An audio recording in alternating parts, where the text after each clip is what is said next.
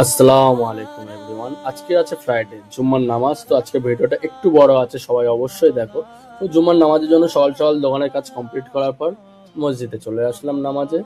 নামাজ কমপ্লিট করার পর বাইরে এসে দেখি সাইল সবাইকে কি একটা বলছে, আমিও শুনছি। তারপর সাইল আমাকে বলছে ব্লক করিস না। আমি তো ব্লক করি না, কি বলে। তারপর আমি আসসালামু শাইনের সঙ্গে আলাইকুম। কি করলাম, দাদা মুদিখানা মাল চাই।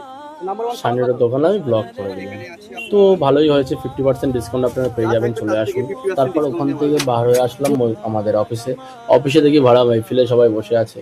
ওখানে মমিন্দা আমাদের সবাইকে একটু আতর দিচ্ছে, আমি ওর আতর একটু লাগালাম। তারপর সেলিম আমাকে কোথায় নিয়ে যায়, কি স্পিড বাইক, বলছেও না কোথায় নিয়ে যাচ্ছে। আচ্ছা আচ্ছা, ভাই পাঞ্জাবি ওরা দিতে এসছে, চলো ভাইকেও আমি একটা কিছু দেখাই। ভাই একটু আস্তে আস্তে আস্তে আস্তে, এই ভাই দাঁড়া, মোবাইলটাকে নিতে দে, না তো মোবাইল চুরি হয়ে যাবে। চলো সেলিম ভাই, রাগ করিস না, মোবাইলটাকে আরেকবার নেই, রোয়ের সময় সব খুবই কষ্ট।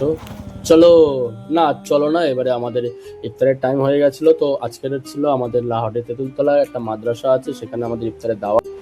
গিয়ে দেখি আমার রফিকুল ভাই খুবই খাটাখান্ডি করছে। আমি সেলিম সাবির লাস্টের দিকে পৌঁছালাম, দোয়ার মজলিসে বসে পড়লাম।